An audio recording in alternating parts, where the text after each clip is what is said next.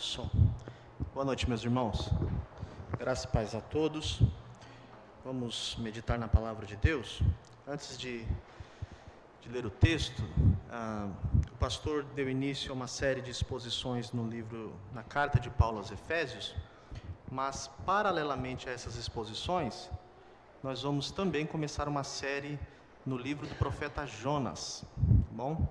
Então, às vezes que o pastor estiver falando, ele vai dar seguimento às exposições na carta aos Efésios, e quando estiver sobre mim essa responsabilidade, nós vamos falar aqui sobre o livro do profeta Jonas. Então, convido os irmãos a abrirem suas Bíblias aí no livro do profeta Jonas.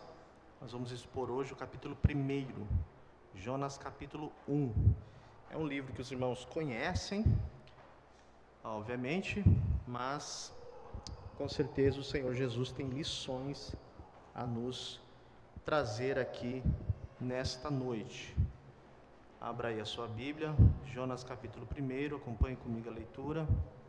Nós vamos ler do verso 1 até o verso de número 17. Tecnicamente, o capítulo 1 todo, né? Diz assim a passagem bíblica: E veio a palavra do Senhor a Jonas, filho de Amitai, dizendo: Levanta-te, vai à grande cidade de Nínive e clama contra ela, porque a sua malícia subiu até minha presença. Porém Jonas se levantou para fugir da presença do Senhor para Tarsis, e descendo a Jope, achou um navio que ia para Tarsis, pagou, pois, a sua passagem, e desceu para dentro dele, para ir com eles para Tarsis, para longe da presença do Senhor. Mas o Senhor mandou ao mar um grande vento, e fez-se no mar uma forte tempestade, e o navio estava a ponto de quebrar-se.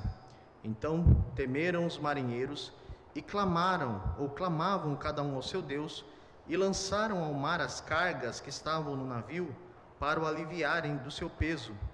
Jonas, porém, desceu ao porão do navio, e tendo-se deitado, dormia um profundo sono. E o mestre do navio chegou-se a ele e disse-lhe: Que tens, dorminhoco? Levanta-te, clama ao teu Deus, talvez assim esse Deus se lembre de nós, para que não pereçamos. E diziam cada um ao seu companheiro: Vinde e lancemos sortes, para que saibamos por que causa nos sobreveio este mal. E lançaram sortes, e a sorte caiu sobre Jonas. Então lhe disseram: Declara-nos tu agora, por causa de quem nos sobreveio este mal? Que ocupação é a tua? De onde vens? Qual é a tua terra? E de que povo és tu? E ele lhes disse: Eu sou hebreu, e temo ao Senhor, o Deus do céu, que fez o mar e a terra seca. Então estes homens se encheram de grande temor, e disseram-lhe: Por que fizeste tu isto? Pois sabiam os homens que fugia da presença do Senhor, porque ele lhe tinha declarado. E disseram-lhe: Que te faremos nós para que o mar se nos acalme? Porque o mar ia se tornando cada vez mais tempestuoso. E ele lhes disse: Levantai-me e lançai-me ao mar, e o mar se vos aquietará, porque eu sei que por minha causa vos sobreveio esta grande tempestade. Entretanto os homens remavam para fazer voltar o navio à terra, mas não podiam, porquanto o mar se ia embravecendo cada vez mais contra eles. Então clamaram ao Senhor e disseram: Ah, Senhor, nós te rogamos que não pereçamos por causa da alma deste homem, e que não ponhas sobre nós o sangue inocente, porque tu, Senhor, fizeste como te aprouve. E levantaram a Jonas e o lançaram ao mar, e cessou o mar da sua fúria. Temeram, pois, estes homens ao Senhor com grande temor, e ofereceram sacrifício ao Senhor e fizeram votos. Preparou, pois, o Senhor um grande peixe, para que tragasse a Jonas, e esteve Jonas 3 dias e 3 noites nas entranhas do peixe. Amém. Até aqui, irmãos. Senhor nosso Deus, nós vamos dedicar aqui alguns minutos à meditação na Tua Palavra, e oramos ao Senhor que esteja conosco, como o Senhor esteve até aqui em cada ato deste culto. Tenha misericórdia de nós, e a Sua Palavra, que a Sua Palavra encontre, Senhor, espaço em nossos corações, que não sejamos apenas ouvintes, mas praticantes daquilo que será explicado e ensinado aqui esta noite. Quanto a mim, que vou expor a Tua Palavra, me ajude, Senhor, a ser fiel, e eu peço ao Senhor que me oriente, me direcione, para que o teu nome seja glorificado nesta noite na pregação das Escrituras Sagradas. Essa é a nossa oração em nome do Senhor Jesus. Amém. Michael Packard, um norte-americano de 56 anos, ele ficou conhecido no mundo no ano de 2021 ao protagonizar uma história digna de, abre aspas, filme de ficção. Esse homem sobreviveu após ele ser engolido por uma baleia, enquanto mergulhava em busca de lagostas na península de um lugar chamado Cape Cod, em Massachusetts, melhor dizendo. Por volta das 8 horas da manhã, no dia 11 de julho de 2021, a embarcação de Michael foi atingida por uma baleia jubarte, a maior baleia conhecida hoje. E é um mamífero marinho presente na maioria dos oceanos, e ele foi, portanto, engolido por essa baleia. Ele disse o seguinte: pensei comigo mesmo, de jeito nenhum eu vou sair daqui, acabei, estou morto. Eu vi então uma luz e ela começou a jogar a cabeça de um lado para o outro, e a próxima coisa que eu senti é que eu estava do lado de fora, na água. A baleia vomitou. Michael Packard. Michael revelou que pensou ter sido engolido por um tubarão, mas quando procurou pelos dentes do animal, ele percebeu que estava em uma enorme boca, a boca de uma baleia. Ele conhecia, os animais. Por sorte, ele não sofreu nenhum ferimento com risco de morte, mas apenas fraturou uma das pernas. Por que eu comecei com essa história aqui? Porque normalmente, quando nós lemos o livro de Jonas, a primeira coisa que nós temos com dificuldade é entender como esse homem passou 3 noites ou 3 dias dentro da boca do que a Bíblia diz ser um grande peixe.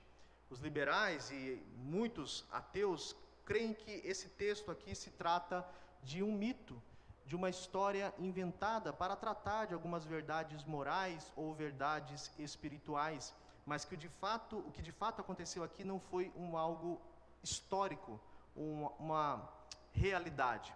No entanto, o que eu acabei de citar para os irmãos aqui prova de fato que o que aconteceu com Jonas é perfeitamente possível. Essa, portanto, é a primeira consideração que nós fazemos aqui antes de expor o texto propriamente dito, irmãos.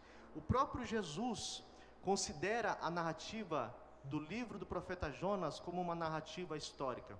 Jesus diz assim: assim como Jonas ficou 3 dias e 3 noites no ventre do peixe, do grande peixe, assim importa que o Filho do Homem fique 3 dias sob a terra.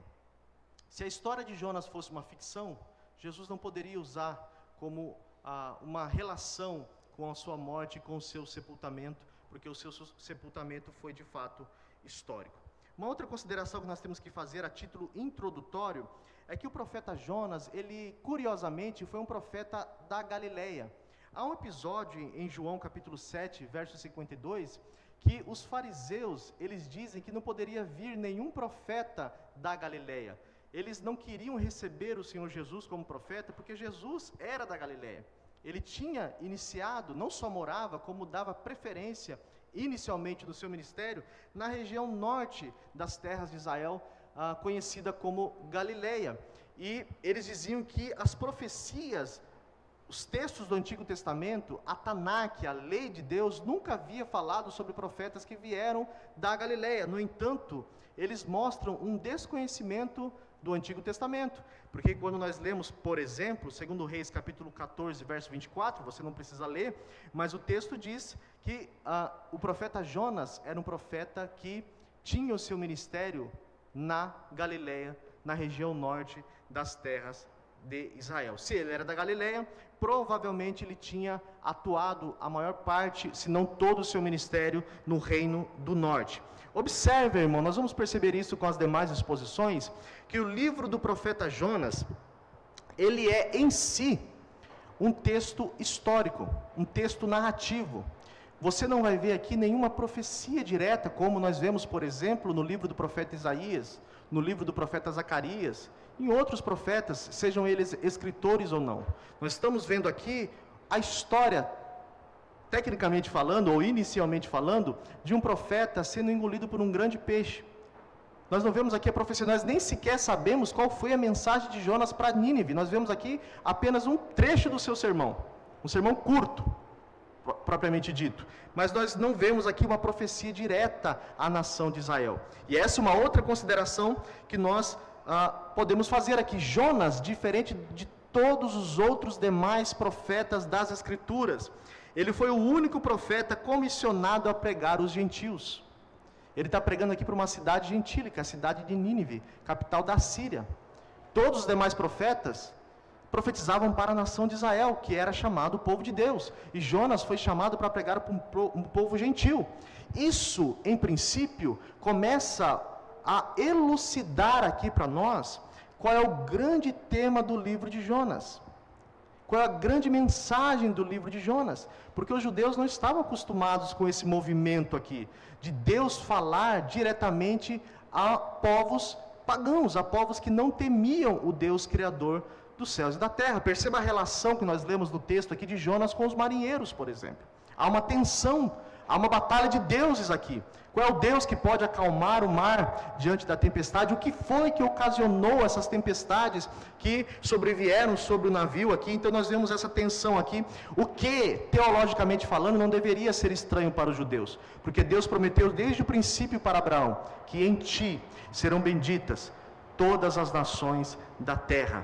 Os judeus, então, começaram a entender a vocação deles de uma maneira muito particular. Eles começaram a acreditar que o Deus deles não amava as demais nações. E esse, meus irmãos, é o grande tema do livro de Jonas. O propósito desse livro, eu quero que os irmãos, se tiverem caneta aí, anotem, ou pelo menos gravem o que eu vou dizer aqui, porque isso é importante a partir de tudo que nós vamos estudar no livro de Jonas. O propósito do livro, de maneira geral, é ensinar que a providência e o cuidado de Deus não se limitam a Israel, mas se estendem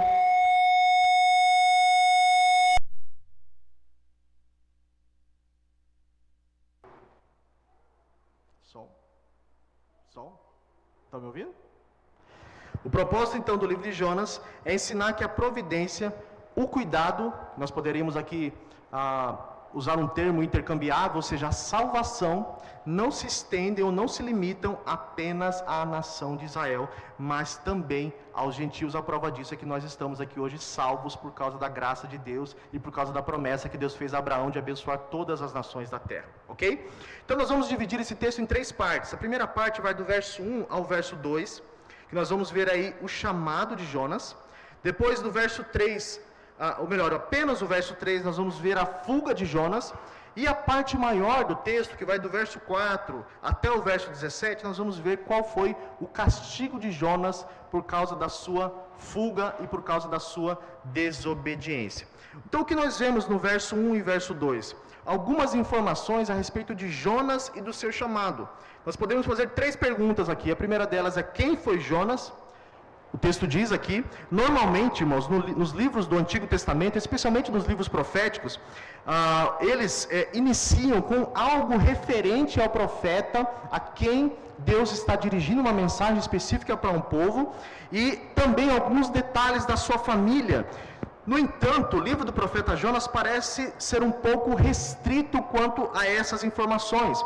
Nós sabemos aqui, por causa do texto hebraico, que o nome dele significa pomba, o que não há, obviamente, nenhum simbolismo nisso, porque parece ser um nome comum nas terras de Israel, porque Pedro, o apóstolo Pedro, ele é chamado também de Simão Bar Jonas.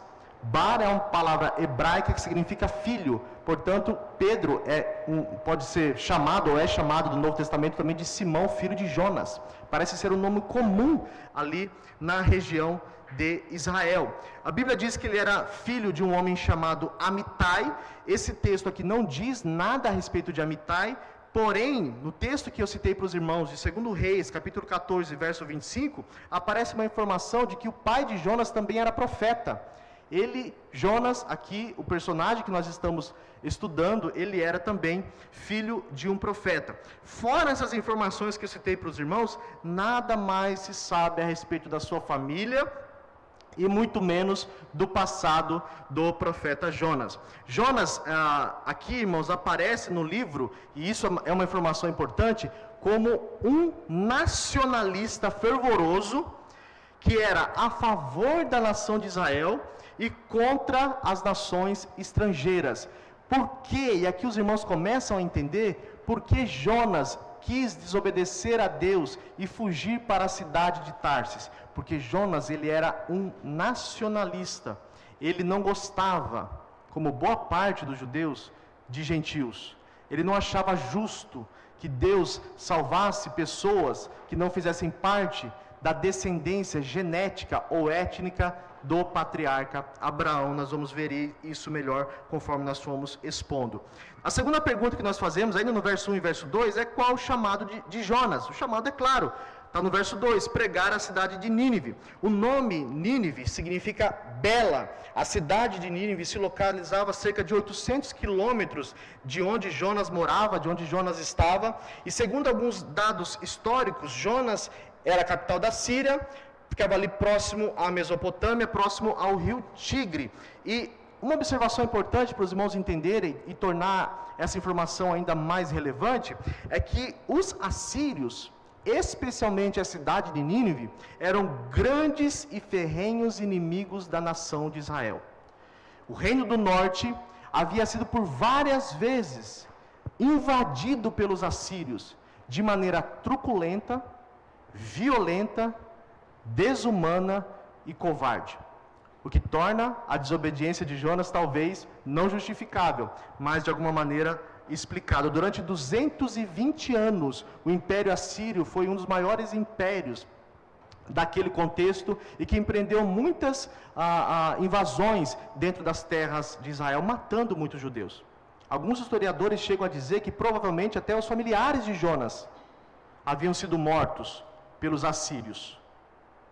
Imagine a dificuldade de pregar para aqueles que haviam matado os seus pais, matado os seus entes queridos, que haviam empreendido tantas invasões truculentas e desafiadoras dentro das terras de Israel.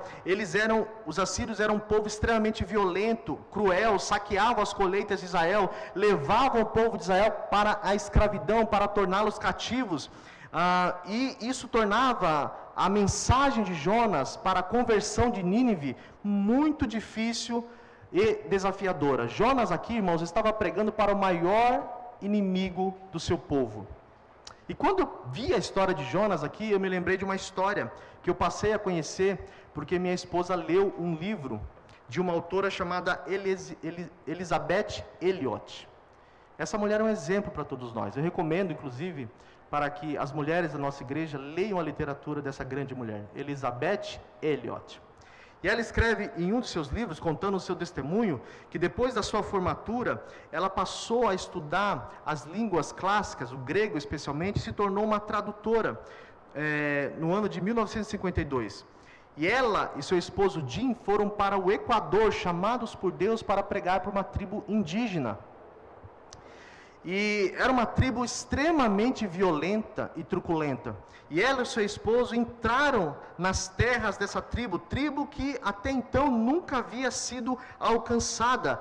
Pelo menos aquelas que chegaram perto, todos os missionários que se aproximavam eram violentamente mortos. E não foi diferente com o esposo da Elisabeth Elliot. Ele foi pego e foi transpassado de maneira cruel pela lança de um dos integrantes dessa tribo indígena. Elizabeth ficou extremamente frustrada, chateada, triste pela morte do seu esposo, volta então para os Estados Unidos e todo mundo fica impressionado com a decisão que ela propôs no seu coração, entendendo ser o chamado de Deus. Voltar para a mesma tribo que havia matado o seu esposo. Ela então, depois de um tempo, junto com a sua filha, que ainda era criança, pequena, ela volta para a mesma tribo e começa a pregar. Na verdade, o que acontece, ela encontra uma tribo vizinha, começa a pregar para essa tribo e depois encontra uma oportunidade de se aproximar de uma mulher dessa tribo que havia matado o seu esposo, e ela então faz uma aliança com essa mulher, na qual essa indígena compromete não contar o que estava acontecendo, que ela estava ouvindo o Evangelho, e dessa maneira, Elisabeth Elliot consegue fundar uma igreja na tribo que havia matado violentamente o seu esposo. Inclusive, ela prega para o mesmo índio que matou o seu marido. O que acontece com Elizabeth é mais ou menos o que está acontecendo com Jonas aqui. Você falaria da graça perdoadora de Deus para quem matou o seu esposo? Você falaria do Deus misericordioso? Nós vamos ver a queixa de Jonas mais adiante. De um Deus que perdoa, de um Deus gracioso para aqueles que te fazem mal. Esse era o desafio de Jonas. É por isso que ele não quer então obedecer à ordenança do Senhor. E nós vemos aqui qual é a razão do chamado de Jonas também nesse primeiro verso. Por que Deus queria que Jonas fosse para Nínive? O texto diz, por causa da malícia da cidade de Jonas. A palavra malícia pode ser traduzida como maldade ou perversidade. Eu já disse aqui que os assírios eram um povo extremamente mau. O império da Síria era conhecido e ainda é conhecido pela sua crueldade. Os reis deles, os reis assírios, se gabavam publicamente da sua crueldade. E há registros históricos, irmãos, que dizem que eles usavam técnicas de esfolamento dos seus adversários. Eles esfolavam seus inimigos vivos, arrancavam a pele de seus inimigos vivos. Eles eram decapitados e também eram empalados de maneira pública. Alguns queimados vivos. A violência deles era desumana, era animalesca. Era uma coisa terrível. Nós podemos ver algumas descrições da maldade de Jonas em maldade de Nínive, em Números capítulos 3, 1 ao 7, os irmãos não precisam ler, fica apenas a título de conhecimento. Essa expressão aqui, a malícia subiu até mim, é algo que aparece de maneira semelhante, por exemplo, em Gênesis capítulo 18, verso 20 ao 21, quando Deus fala da cidade de Sodoma e Gomorra, na qual o clamor de Sodoma e Gomorra, a cidade estava envolvida com tanta corrupção moral, estava envolvida com tanta imoralidade, com tanta mentira, com tanta injustiça, que o clamor de Sodoma e Gomorra subiu até as narinas de Deus, e Deus então decide castigar essas duas cidades, e é exatamente o movimento que está acontecendo aqui com Nínive. A malícia deste povo era tanta, a maldade era tanta, que Deus então intervém enviando o profeta Jonas para pregar a essas pessoas para que eles se arrependam. Inclusive a relação é tão próxima com Sodoma e Gomorra, que a palavra que aparece aqui de subverter, por exemplo, no sermão de Jonas, lá em Jonas capítulo 3, verso 4, diz que em 40 dias a cidade de Nínive será subvertida. É a mesma expressão no hebraico que aparece para a cidade de Sodoma e Gomorra. O desejo de Deus ali era obliterar, subverter, aniquilar a cidade, se as pessoas de lá, que habitavam naquela cidade, não se arrependessem dos seus pecados. E aqui, irmãos, eu quero que os irmãos se atentem para duas considerações importantes nesse ponto. A primeira delas é essa preocupação de Deus em intervir de maneira direta em uma cidade que está envolvida em pecados. O nosso Deus, ele é transcendente, mas o nosso Deus também é um Deus imanente. Deus não é como os liberais diziam nos seus ensinamentos deístas, configurando a pessoa de Deus como se Deus fosse um relojoeiro. Um Deus que criou as coisas e não se importa com a vida moral da sua criatura. O texto claramente mostra um Deus intervindo na criação, intervindo na realidade para obliterar uma cidade por causa dos seus pecados e por causa das suas injustiças. Isso significa dizer que Deus se importa com a vida dos seres humanos. E cá entre nós, existe hoje uma tendência na igreja pós-moderna de acreditar que Deus não se importa com os nossos pecados. Deus tem muita coisa para se preocupar. Afinal de contas, Ele sustenta os céus, as estrelas, os planetas. Deus vai se preocupar com uma mentira branca? Deus vai se preocupar com uma expertise minha no trabalho? Deus vai se preocupar com um olhar? Deus vai se preocupar com uma mensagem? Deus vai se preocupar com uma coisa tão irrelevante? O texto mostra que Deus se preocupa com os nossos pecados. A prova disso é que Ele sacrifica o seu Filho violentamente na cruz do Calvário. A cruz não foi uma brincadeira. A cruz foi o meio de Deus resolver um problema que nós não conseguíamos resolver, que eram os nossos pecados. Deus está, sim, preocupado com a maneira como nós vivemos a nossa vida moral. E uma segunda consideração importante aqui, irmãos, é que Deus tem um limite de paciência. Obviamente, como eu disse para os irmãos, já eram 220 anos que o Império Assírio estava destruindo as nações inimigas de maneira violenta. 220 anos que Deus estava pacientemente suportando os pecados dos assírios. Mas há um limite de paciência. A prova disso é de que um dia o Senhor voltará, montado nas nuvens do céu, para destruir debaixo dos seus pés os seus inimigos. Então não pense, irmãos, ou todos nós, na verdade, de que o fato de nós pecarmos e não haver um juízo imediato, Deus não está se importando. Às vezes nós pecamos, olhamos para um lado, olhamos para o outro e pensamos, ninguém viu, então eu posso prosseguir. O pastor não viu, a minha esposa não viu, o meu esposo não viu, eu posso continuar. Mas, irmãos, nós podemos esconder a nossa vida de um Deus, ou do pastor, ou do esposo, ou da esposa, mas não podemos esconder a nossa vida de Deus, porque Deus conhece quem nós somos, e Ele se importa com a nossa vida moral. Essa é a primeira lição que nós aprendemos aqui. A partir do verso 3, nós vemos a fuga de Jonas, e perceba a expressão aí, irmãos. A Bíblia diz que Jonas foge, ou pelo menos tenta, se levanta para fugir da presença do Senhor. A palavra presença no hebraico, a ipani, que aparece no texto hebraico, ela poderia ser melhor traduzida como minha face. Provavelmente alguma tradução dos irmãos aí esteja assim. Jonas quer fugir da face do Senhor. Essa expressão aparece também em Gênesis capítulo 4, verso 16, quando Caim é expulso do jardim do Éden e depois é castigado por Deus. O texto diz que ele sai da presença do Senhor.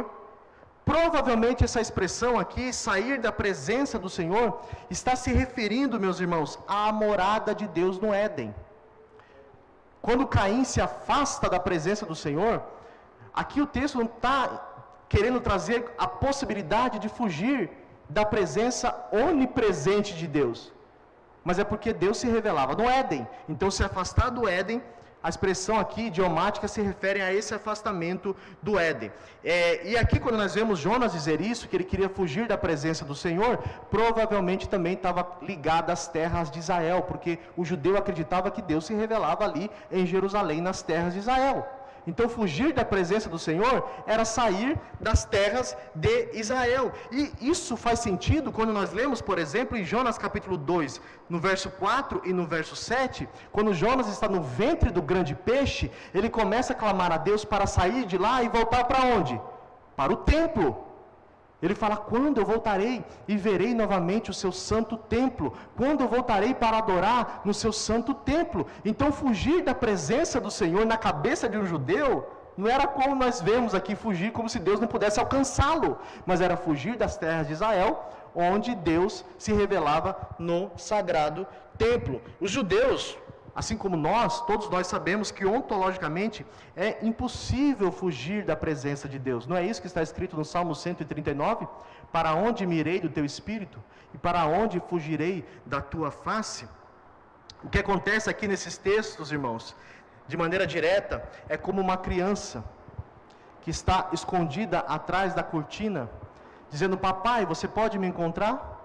E a criança se esconde atrás da cortina e os seus pés estão aparecendo embaixo.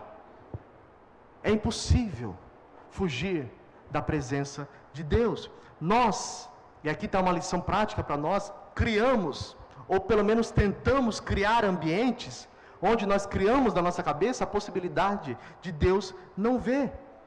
É uma tendência que nós temos, não foi o que aconteceu, por exemplo, com Adão no jardim do Éden? Quando Deus, mais uma vez, se apresenta no Éden para falar com Adão, qual é a primeira postura que Adão tem? Se esconder atrás de árvores, de arbustos. E Deus dizer, onde está Adão? Ele disse, eu tive vergonha de ti e me escondi. Mas ele sabia, qualquer um sabe, que não é possibilidade, não existe essa possibilidade de nos esconder de Deus. E a verdade, irmãos, cá entre nós, é que o pecado, ele nos torna tão burros. O pecado nos emburrece. A pessoa peca, e ela acha que Deus não está vendo. Ela acha que Deus está de braços cruzados. Ela desobedece e acha que Deus não está se importando com ela. ela cria um ambiente. Existe uma série da HBO chamada Westworld. Não sei se vocês já assistiram essa série, mas eu recomendo, é uma série muito boa. Conta a história de um mundo em que as pessoas criaram um parque de diversão, em que você pode entrar nesse parque e viver a história que você quiser lá dentro. Existem seres humanos sintéticos, lá você pode matar, você pode roubar, você pode mentir, você pode adulterar, porque tudo que acontece de maneira fictícia e sintética. Então você não vai ser julgado por isso. Então as pessoas pagam milhares e milhares de dólares para entrar nesse parque, para poder colocar para fora aquilo que elas realmente são. E lá elas fazem das piores crueldades, porque afinal de contas elas criaram um parque onde não há juízo. E muitos de nós cria de maneira ficcional realidades como essa. A gente acha que Deus não está vendo. A gente acha que pagar uma passagem para Tarsis vai fazer a gente fugir dos 7 olhos como chamas de fogo do Deus que criou os céus e a terra. Você pode fugir da igreja. Você pode fugir de uma mensagem como essa. Você pode até não gostar do sermão de hoje e falar, nossa, que pregador ruim. Eu vou até que concordar com você. Mas você não pode fugir de um Deus que os céus e a terra estão cheios da sua presença e da sua majestade. Deus está lá no seu quarto, onde você pensa que ninguém está vendo. Deus está com você quando você está mexendo no celular. Deus está com você quando você está no seu trabalho, mexendo com as coisas do seu patrão, e você acha que ninguém está vendo. Deus está com você quando você está com a sua namorada, e acha que ninguém está vendo. Deus está em todos os lugares. Não existe, como diz alguns teólogos, 1 centímetro quadrado desta criação, em que Jesus não possa dizer, é meu, eu estou aqui. A outra lição nesse segundo ponto, que é a dinâmica da queda. Irmãos, se atentem para isso. Observe a expressão desceu no texto. Nós poderíamos destacar pelo menos 3 expressões aqui que aparecem. A Bíblia diz que Jonas desceu a Jope, no verso 3.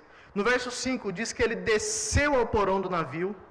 No verso 3, na verdade, tem 2 citações. Ele diz que ele desceu a Jope, depois desceu para dentro do navio. E depois do navio ele desceu novamente para o porão do navio. E há aqui referências intercambiáveis, porque diz que ele desceu depois para o ventre do peixe, no abismo do mar. O que acontece com a pessoa desobediente? Ela desce, desce, desce e desce. É isso que acontece quando nós flertamos com o pecado. Irmãos, por favor, se atentem para o que eu vou dizer. O pecado, ele nunca está sozinho.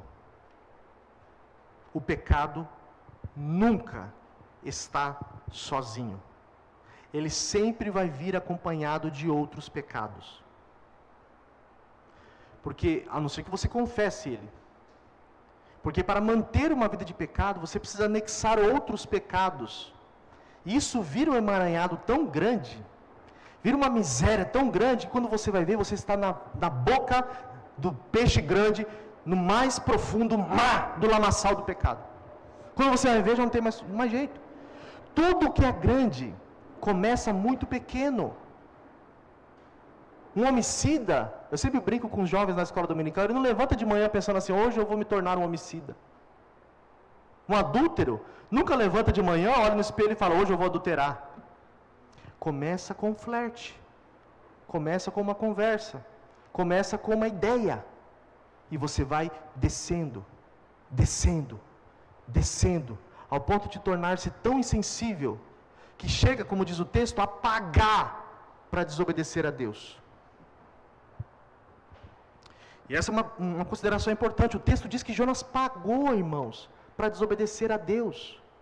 Ele tirou dinheiro do bolso. Ele investiu na sua desobediência. Qual é o preço que você está pagando para sustentar a sua fuga? Qual é o preço que você está colocando nessa relação mercantil com o pecado para sustentar uma vida de fraqueza e de mediocridade espiritual? Fugindo de Deus, fugindo do chamado de Deus. Nós iniciamos esse ano aí falando sobre missões com os irmãos. Quantas pessoas você tem anunciado, a quantas pessoas você tem pregado o Evangelho?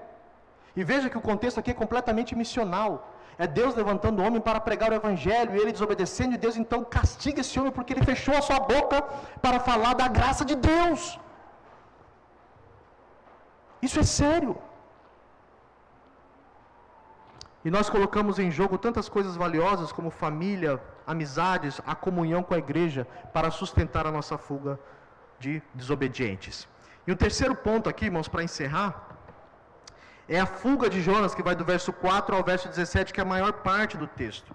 Veja que o resultado direto da desobediência é o quê? O castigo. É o castigo. Irmãos, quando Deus nos castiga, nós temos que tomar muito cuidado da maneira como nós reagimos. Às vezes nós achamos que nós somos inocentes. Não foi essa a expressão de Caim?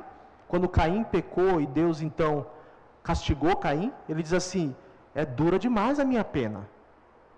Ele colocou sobre os ombros de Deus a responsabilidade de castigá-lo demais. Ele diz: não, o senhor está errado. Nós achamos que nós não somos culpados. Nós tendemos a racionalizar os nossos pecados, colocar culpa sobre terceiros, ou às vezes como Adão e outros personagens também, colocar sobre Deus. Como você reage com o castigo? Porque o castigo é o resultado direto. Se Deus castigar você, não faça como o ímpio, porque existem duas maneiras de reagir ao castigo. Com submissão, dizendo: o Senhor está certo e eu estou errado, a sua disciplina é justa, ou com rebeldia, blasfemando contra Deus, como farão os ímpios no último dia, em que quanto mais Deus envia as pragas e castiga o ímpio, mais eles blasfemam contra Deus, mais eles ficam com raiva de Deus, ao invés de reconhecer os seus pecados. E veja, há uma coisa muito interessante: o pecado e o castigo também, ele possui um aspecto corporativo e solidário. Quem desobedeceu aqui? Foi Jonas ou os marinheiros? Jonas. O texto fala da desobediência de Jonas. E quem sofreu o castigo? Todos. Olha que interessante. Irmãos, eu não sei você, mas eu tremo diante dessa verdade aqui. Por causa do seu pecado, sua família pode padecer. Por causa do seu pecado, que você acha é uma coisa entre mim e Deus, não é. Nós estamos de uma maneira muito misteriosa, ligados. É por isso que, em Adão, todos pecaram. Veja quando Acã escondeu os utensílios de Jericó. O Senhor fala para Josué: Israel pecou. Ele não fala Acã pecou. Ele fala: a nação de Israel pecou. Ao ponto de a própria nação perder a guerra contra a cidade de Ai. Não foi somente um castigado. A nação inteira padeceu pelo pecado de um só. Então, marido, quando você peca, você não peca como homem, você peca como marido. Esposa, quando você peca, você não peca como mulher, você peca como esposa. E isso interfere na sua relação com a igreja e com a sua família. Isso é sério, irmãos. Isso deve ficar na nossa cabeça de uma maneira tão forte, ao ponto de amplificar o nosso temor a Deus. E saber que o nosso pecado vai ferir, vai machucar, vai trazer juízo sobre outras pessoas, que tecnicamente falando, entre aspas, são inocentes quanto ao nosso pecado. Isso é muito sério. E há algo importante aqui, que é o fato de que para a tempestade viesse a parar, eles teriam que colocar o que estava causando o pecado para fora. Eles começaram a jogar as malas, os pertences do navio, né? Joga uma coisa, deve ser o peso, alguma coisa deve estar causando. E Jonas fala: não, vocês têm que jogar a coisa certa para fora, que era o pecador. Há tempestades da nossa vida, irmãos, que são causadas porque nós estamos guardando certos pecados no porão do navio.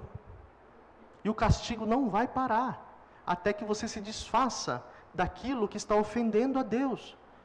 Qual é o Jonas da sua vida? Qual é aquele pecado que você tem carregado há anos? Pecados que você tem carregado há anos, no porão do navio do teu coração. Vícios, imoralidades, mentiras e tantas outras coisas.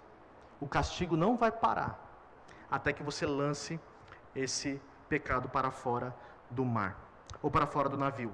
Veja, há algo também importante a se considerar aqui, é que o castigo ele vai encontrar o seu alvo. Se vocês observarem aqui, há um tom de ironia no texto, né? O texto diz que há pagãos aqui clamando aos seus deuses, enquanto o judeu crente dormindo o sono da indolência, fugindo do Deus verdadeiro. Você vê pagãos com temor do castigo, e o crente de coração duro provocando a ira de Deus, no verso 10. Você vê os pagãos querendo a preservação da vida, e você vê o crente colocando a vida de inocentes em risco. Você vê pagãos clamando ao Deus de Jonas, enquanto Jonas, que era o crente, esperando o castigo de Deus aumentar cada vez mais, porque a tempestade o texto diz que a tempestade é aumentando cada vez mais no verso 14. Você vê pagãos temendo a Deus, e Jonas cada vez mais irritando o Deus criador dos céus e da terra. Há um tom de ironia aqui, mostrando como Israel estava sendo duro de coração, e pagãos, gentios, aceitando o Deus verdadeiro. E às vezes é isso que acontece, irmãos. Recentemente eu ouvi um comentário como esse. Alguém disse para mim, eu saí da igreja porque eu vi tanta coisa errada na igreja, tanto crente fazendo coisa errada, e é verdade. Às vezes os crentes são como Jonas. A Bíblia não diz que os filhos das trevas eles são mais prudentes do que os filhos da luz? Às vezes nós agimos como Jonas. A verdade é que o castigo vai nos encontrar, não adianta quão distante você esteja, a mão de Deus vai te encontrar. E por fim, irmãos, para encerrar, o texto nos ensina, e talvez essa seja a verdade mais sublime dessa passagem, que o castigo só cessa com o sacrifício. Que isso, Bruno? Apesar de, literariamente, como eu citei no início do sermão, o protagonista da passagem aqui ser Jonas, o texto não está falando primariamente sobre Jonas aqui. O livro está falando de um Deus benevolente que deseja salvar homens que estão perdidos em seus pecados, não apenas a nação de Israel.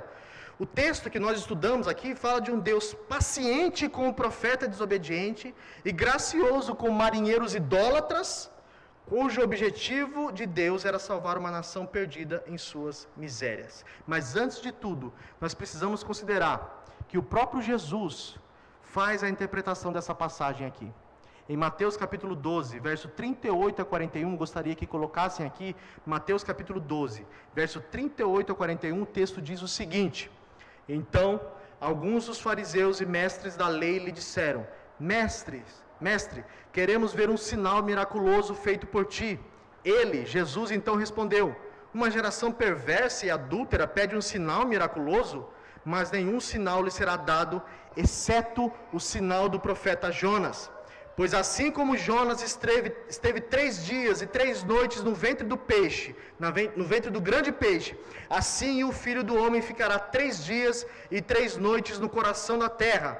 Os homens de Nínive se levantarão no juízo contra essa geração e a condenarão, pois eles se arrependeram com a pregação de Jonas.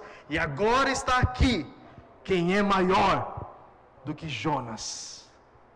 Está aqui quem é maior do que Jonas. É isso que Jesus ensina. A mensagem aqui é cristológica.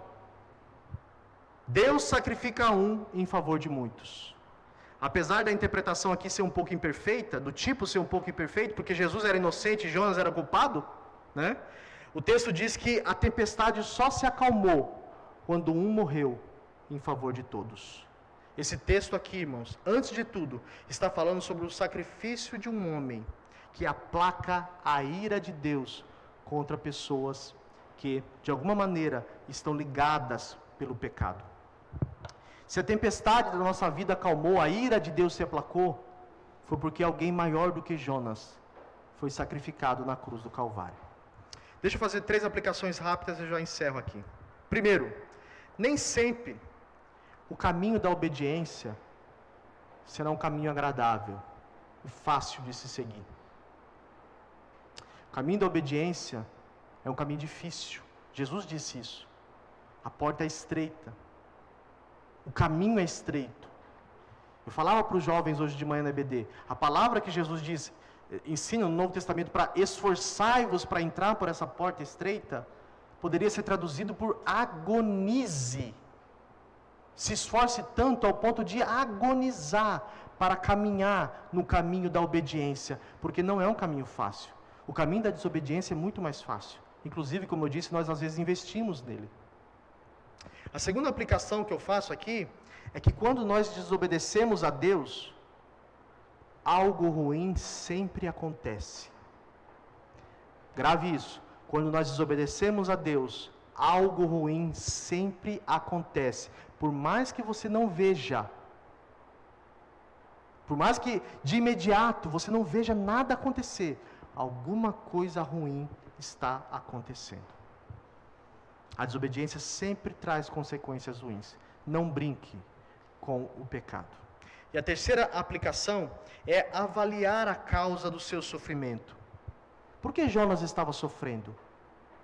Porque a tempestade devastou o navio.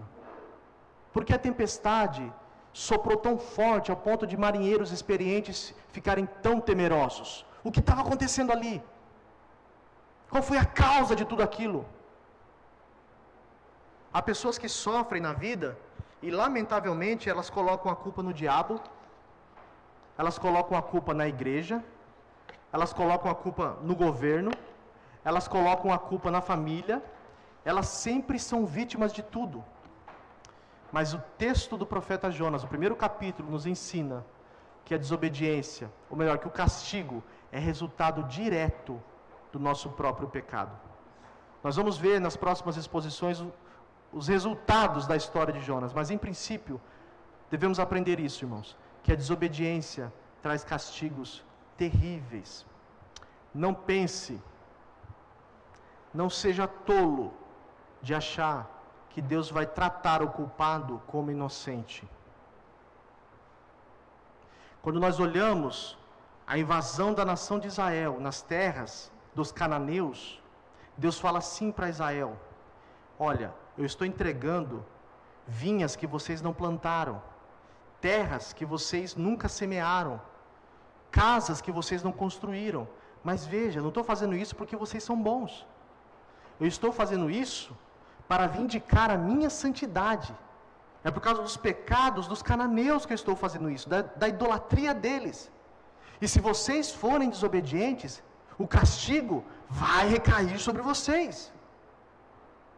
Deus tira cerca de 1 milhão de pessoas das terras do Egito com mão forte e carrega esse povo por 40 anos no deserto, dando pão, dando água e dando vestes para eles. E uma geração inteira foi assassinada por Deus no deserto, por causa dos seus pecados. Apenas 2 entraram, Josué e Calebe, por causa da desobediência. Isso é sério. Deus não trata o pecador como inocente. Há perigo na desobediência. Que Deus tenha misericórdia de nós. Vamos orar. Senhor nosso Deus e Pai, ó Deus, tenha misericórdia de nós. Ó Deus, tenha misericórdia de nós, Senhor. Ó Deus, tenha misericórdia de nós. Quantas vezes, Senhor, por causa de orgulho, quantas vezes por causa de pecados que nós guardamos no porão das embarcações do nosso coração, nós somos disciplinados e castigados pelo Senhor sem ao menos saber, e achamos que estamos sofrendo perseguição, que estamos sendo injustiçados, quando na verdade são resultados do castigo direto do Senhor contra a nossa própria malícia, ó Deus. Quantas vezes não vivemos, Senhor, um avivamento real, verdadeiro, o sopro do Teu Espírito, porque aconchegamos no nosso coração coisas que estão, na verdade, causando tempestades em vez do sopro doce do Seu Espírito Santo. Mas nós nos arrependemos aqui. Se for necessário, ó Deus, envie o grande peixe, Envie sim, Senhor, a tempestade, para nos trazer de volta, ó Deus, para o caminho da obediência. Não nos deixe calar a nossa voz, como Jonas calou em princípio, por causa do pecado alheio, mas que possamos ser obedientes com a pregação das boas novas do Evangelho, porque o Senhor é um Deus de todos, ó Pai. O Senhor inicialmente escolheu sim os descendentes de Abraão, mas agora o Senhor se revelou ao mundo inteiro através da fé em Cristo Jesus. E nós temos essa incumbência, nós temos essa responsabilidade de ser porta-voz das boas novas do Evangelho. E a desobediência quanto a esse mandato, Deus, acarretará no peso da Tua mão sobre nós. E nós não queremos, ó Deus, que o Senhor nos discipline por causa do nosso coração duro. Faz da Igreja Presbiteriana da Vila Jaguara um quartel-general da pregação das boas novas do Evangelho. Que sopre sobre nós, não o vento da tempestade do castigo do Senhor, mas o vento e o sopro de um grande avivamento, Senhor, levando pessoas a se converterem aos pés da cruz de Jesus. Essa é a nossa oração que fazemos, confessando ao Senhor os nossos pecados, em nome de Jesus. Amém. Amém. Deus abençoe os irmãos. Amém.